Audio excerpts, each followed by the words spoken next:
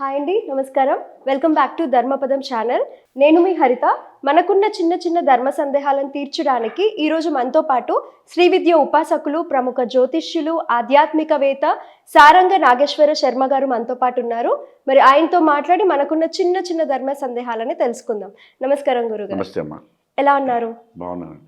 గురుగారు, ఏకభుక్తం అంటారు కదా, అసలు ఈ ఏకభుక్తం అనేది శాస్త్రీయవంతంగా వచ్చిన పద్ధత లేదు జనాలకి ఎలాగైనా సరే దేవుడు అంటే డిసిప్లిన్ ఉండాలి, ఒక క్రమశిక్షణ భక్తి అనేది ఉండాలి అన్న పద్ధతితో మన పెద్దవాళ్ళు కనిపెట్టిన పద్ధత ఇది? తప్పకుండా అండి. ఓం నారాయణ సమారంభాం వ్యాస శంకర మధ్యమాం అస్మదాచార్య పర్యంతాం వందే గురు పరంపరాం. శ్రీ గురుభ్యో నమః. శ్రీమాత్రే నమః. ఏకభుక్తం అనే పదంలోనే దాని అర్థం చెప్తున్నారు. ఒక పూట భోజనం చేయడం అంటే అన్నం అనేటువంటి ఆహారం, అన్నమనే కాదు, వాళ్ళ ఆచారం ప్రకారంగా ముఖ్యంగా ప్రధానంగా తీసుకునేటువంటి ఆహారం ఏదైతే ఉందో వాళ్ళు దాన్ని ఒక పూట తీసుకుని మిగిలిన సమయాల్లో ఏదైనా ఫ్రూట్స్ లాంటివి కానీ ఉపహారం అన్నానికి భిన్నంగా ఏదైనా స్వీకరించడాన్ని ఏకభుక్తం అంటారు. ఇవి ఎక్కువగా ఏంటంటే ఒక దీక్షా సమయాల్లో చేస్తారు. ఒక మంత్రసాధన చేసిన, ఒక దీక్ష తీసుకున్న ఆ సందర్భాల్లో ఆచరించేటువంటి విధానం ఇది సశాస్త్రీయంగా ఉన్నదే. పూర్వం నుంచి మహర్షుల కాలం నుంచి కూడా ఈ ఏకభుక్త నియమాన్ని పాటిస్తున్నారు.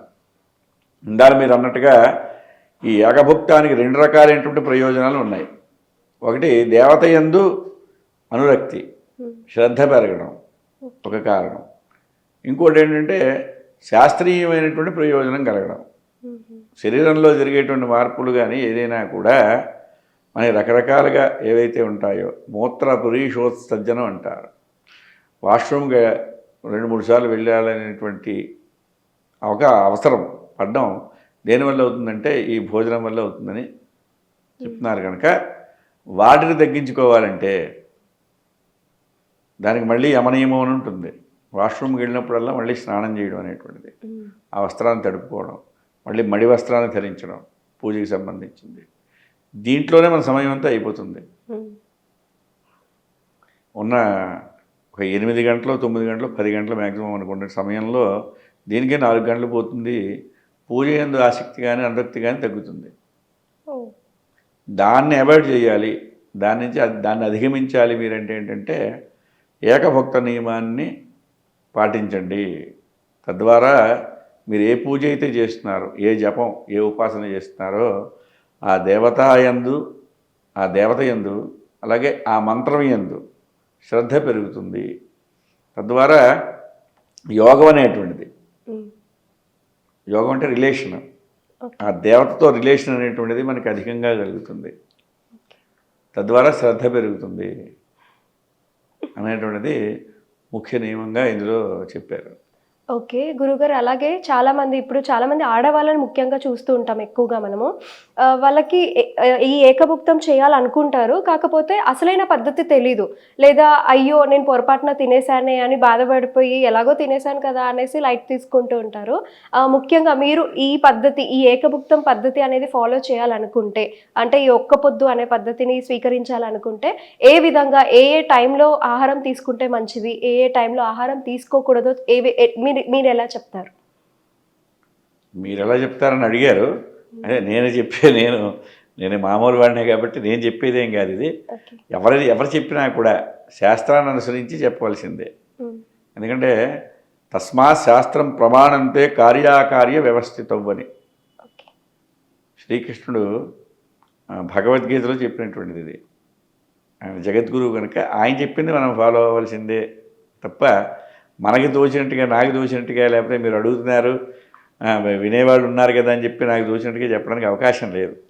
రేపు చూసిన వాళ్ళు ఎవరైనా గట్టిగా అడిగారు అనుకోండి, ఏమయ్యా నువ్వు ప్రమాణం ఏమిటి, నువ్వు ఏ కారణంతో, ఏ శాస్త్రంతో, లేదా ఏ పురాణంలో, అష్టాదశ పురాణంలో ఏ పురాణంలో ఉంది నువ్వు చెప్పింది, అది ఎవరు చెప్పారు అని అడిగితే నేను ఖచ్చితంగా దానికి సమాధానం చెప్పగలిగిన స్థాయిలోనే ఇప్పుడు నేను చెప్పాలి తప్ప నాకు దోచినట్టు చెప్పడం లేదు.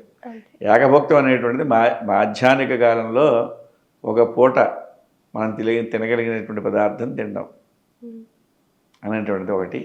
రెండు, సాయం సంధ్యా సమయానంతరం పూజ అంతా మొత్తం పూర్తయిన తర్వాత సాయం సంధ్యా సమయంలో తినడం అనేటువంటిది. ఈ 2 నియమాలు ఉన్నాయి.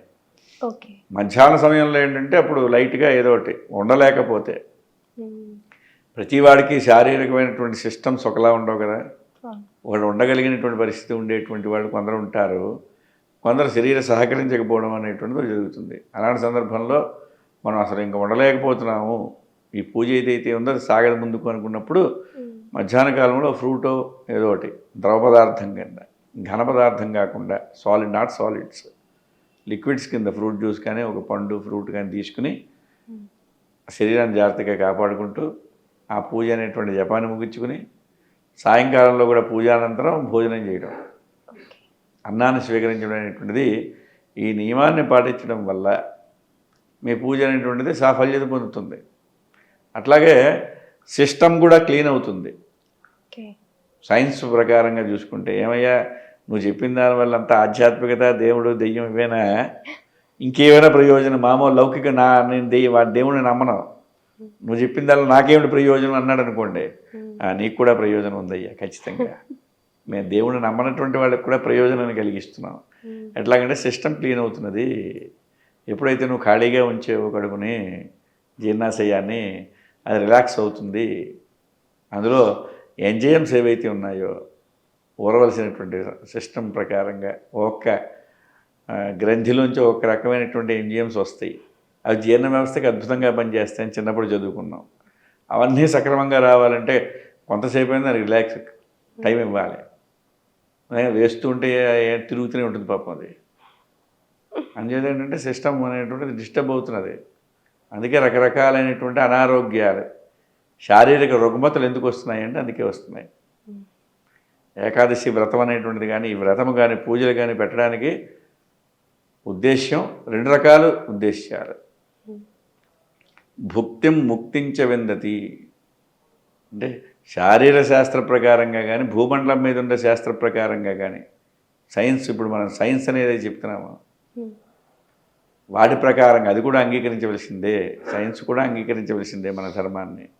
ఎందుచేతంటే శరీరం కరెక్ట్గా ఉండాలి, సిస్టమ్ బాగా ఉండాలి, గాలి బాగా పీల్చుకోవాలి, తిన్న పదార్థం సక్రమంగా జీర్ణం అవ్వాలంటే నెలలో కనీసం 2 రోజులు ఇలా చేయాలి ఏకభుక్తం. ఇంకా కరెక్ట్గా చెప్పాలంటే లంకణం అన్నారు, అది పూర్తిగా ఏమీ లేకుండా ఉండడం లంకణం అన్నారు. లంకణం పరమౌషధం అని మీరు వినుంటారు, ఈ సూక్తిని వినుంటారు. లంకణం అంటే ఏంటంటే పూర్తిగా ఏమీ తినకుండా ఉండడం. దానివల్ల ఏంటంటే సిస్టమ్ అనేటువంటిది దాన్ని సెట్ చేసుకుంటుంది. ఈ సునామీ కానీ ఇలాంటివి కానీ, మన కరోనా వచ్చినప్పుడు ప్రకృతి ఎలాగే దాన్ని అది సెట్ చేసుకుంది మనం చేసిన వ్యర్థ పనులకి. అట్లాగా మనం శారీరం కూడా కేర్ లేకుండా, ప్రకృతే శరీరం, శరీరమే ప్రకృతి కనుక ఈ ప్రకృతిని మనం నెగ్లెక్ట్ చేస్తున్నాం. తినకూడని పదార్థాలు తింటున్నాం. అభక్ష భక్షణ అభోజ్య భోజన అలేహ్య లేయన అపేయపాన అస్పృశ్య స్పర్శన అని చెప్తున్నారు. అభోజ్య భోజన, తినకూడని పదార్థాలు, ఈ శరీరానికి పడనటువంటి పదార్థాలు తినడం. అభోజ్య భోజన అలేహ్య లేహన, రాసుకోకూడనటువంటి రాసుకోవడం, విలేపన, శరీరానికి రాసుకోవడం.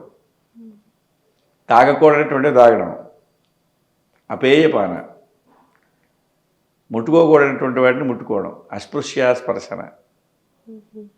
అస్పృశ్య అంటే ఇప్పుడు జనాందరూ ఇప్పుడు చూశారంటే కింద కామెంట్లో తిడుతూ పెడతారు.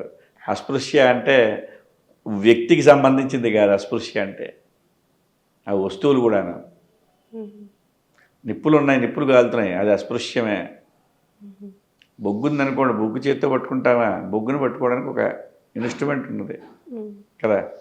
పెనం మీద దోశ కాలుతున్నప్పుడు దోశని తిరిగేసేటువంటిది ఒకటి ఉంది. కరెంటుని ముట్టుకోవడానికి ఒక ఇన్స్ట్రుమెంట్ ఉంటుంది. అవి అస్పృశ్య అంటారు వాటిని. వాటిని ముట్టుకోవడం, ఇవన్నీ కూడా వద్దు అని చెప్తున్నాను మన శాస్త్రం. వాటిని అవాయిడ్ చేయాలంటే ఏంటంటే ఇటువంటి పూజలు, మంత్రానుష్ఠానాలు, భక్తి మార్గానికి సంబంధించినటువంటి జపతపాదులు, లేదా దీక్షలు. ఇప్పుడు దీక్ష తీసుకుంటున్నారు చాలామంది, అన్ని రకాల దీక్షలు ఉన్నాయి. అందరి దేవతలకి కూడా దీక్ష, ఓ మాల వేస్తారు, మాలధారణం. మాలధారణం చేసి ఆ నియమాన్ని పాటిస్తారు కనీసం. అంటే ఏంటంటే ఆ 40 రోజులు పాటించమని కాదు, దాని జీవితంలోకి తీసుకొచ్చుకో నెమ్మది నెమ్మదిగా. ఓకే. ఆ 40 రోజులు ఒక పూటే భోజనం చేస్తాడు వాడు, ఓ పూట పలహారం చేస్తాడు. సో ఏంటంటే నిత్యంలో కూడా కేవలం సంవత్సరంలో 40 రోజులు మాత్రమే కాకుండా 365 డేస్లో కూడా ప్రతి నెల ఒక 2 రోజులు అలా ఉండు ఏకభక్తంలో, ఓ 3 రోజులు ఉండు, 4 రోజులు ఉండు. బుధవారం నాడు ఉండు, ప్రతి బుధవారం ఏకభక్తం ఉంటానండి అంటే సంవత్సరంలో 52 వస్తాయి. లేదా మంగళవారం ఉంటాను, లేదా ఆదివారం ఉంటాను. అది చేయడం వల్ల ఏమవుతున్నది, నీ సిస్టమ్ బాగుంటున్నది. తద్వారా ఏ పదార్థం తీసుకోవాలో తీసుకోకూడదు అనేటువంటి నీకే అర్థమవుతుంది, డాక్టర్ని కన్సల్ట్ చేయాల్సిన అవసరం ఉండదు. భక్తి మార్గం చేసేటువంటి విధానం అదైతే, శారీరకంగా చేసే విధానం ఇది. 2 రకాల ప్రయోజనాలు కలుగుతున్నాయి. ఓకే. అటు భక్తి విధంగానే కాదు, ఇటు శారీరక విధంగా కూడా ఈ ఏకభుక్తం చాలా హెల్ప్ఫుల్ ఉంటుంది. అద్భుతంగా పనిచేస్తుంది, తిరిగే లేదు. ఇప్పుడు కొత్త డాక్టర్లు అందరూ చెప్తున్నది అదే. ఒకప్పుడు ఏం చెప్పారు, ఫాస్టింగ్, ఎన్ని గంటలు నువ్వు ఫాస్టింగ్, దానికి ఏదో పేరు పెట్టారు నాకు తెలియదు కానీ 18 గంటలు ఉన్నామండి అని చెప్తుంటారు. ఇప్పుడు కొందరు ఇంటికి వెళ్తుంటాం, గురువుగారు 18 గంటల నుంచి నేనేం తీసుకోలేదండి అంటాడు. మోడరేట్ ఏదో అంటారని, సంథింగ్ ఎగ్జాక్ట్గా పేరు తెలియదు కానీ అది మాట. అంతకుముందు ఏం చెప్పేవారు, ఒక 15-10 ఇయర్స్ బ్యాక్ ఏం చెప్పేవారు, నువ్వు బ్రేక్ఫాస్ట్ స్కిప్ చేయక అని, తింటూ ఉండాలి రెగ్యులర్గా, ఒక 5 సార్లు తీసుకోవాలి రోజుకి ఆహారం అని. ఇప్పుడు వాళ్ళు ఏం చెప్తున్నారు, ఎంత తగ్గిస్తే అంత మంచిది. అది మన వాళ్ళు ఎప్పుడో చెప్పారు, కొన్ని లక్షల సంవత్సరాల క్రితమే చెప్పారు. దానికి ఒక పూజా పునస్కారం, దేవుడు పేరు పెట్టారు. అందుచేత ఏంటంటే ఓహో దేవతలకు సంబంధించింది దేవుడిని నమ్మిన వాళ్ళు మాత్రమే చెయ్యాలేమో అనే భ్రమలో మనం ఉన్నాం. దేవుడిని నమ్మకపోయినా చేయవయ్యా, ఆరోగ్యం బాగుంటుంది హాయిగాను. ఓకే. ఈ ఏకభుక్తం అనే పద్ధతిని చాలా చక్కగా, చాలా గొప్పగా వివరించి మరీ చెప్పారు గురుగారు. సో చూశారు కదా, ఇంకే విధమైన ధర్మ సందేహాలు ఉన్నా కింద కమెంట్ బాక్స్లో తెలియచేయండి. Thank you.